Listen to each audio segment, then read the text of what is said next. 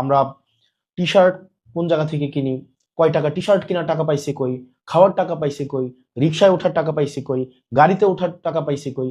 প্রত্যেকটা জিনিসকে যেভাবে প্রশ্নের মধ্যে নিয়ে এসেছে, এবং মিডিয়াতে এগুলো নিয়ে কেউ রেস্টুরেন্টে খাইছে, সেটা নিয়ে ঘন্টার পর ঘন্টা টকশো হয়েছে।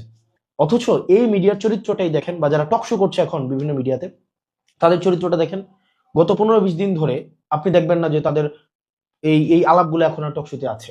আপনি দেখবেন বিএনপি জনাব তারেক জিয়া অনেকদিন পরে দেশে আসছেন, 17 বছর পরে দেশে আসছেন, তার ইনকাম নিয়ে কিন্তু কোনো আলোচনা নেই। এতদিন পরে উনি এসে আপনার উনার অর্থ কিভাবে সংস্থান হচ্ছে, উনার জীবন নির্বাহ কিভাবে হচ্ছে, উনি কিভাবে এত বড় শোডাউন দিচ্ছেন, উনার নিরাপত্তার যে অর্থ সেটা কোন জায়গা থেকে সংগ্রহ করা হচ্ছে, এই বিষয়গুলো কিন্তু নিয়ে কেউ প্রশ্ন করছে না। একজনও না, আপনি একটা ব্যক্তিকেও আপনি দেখবেন না সেগুলো নিয়ে প্রশ্ন করতে। আমরা টি শার্ট কোন জায়গা থেকে কিনি,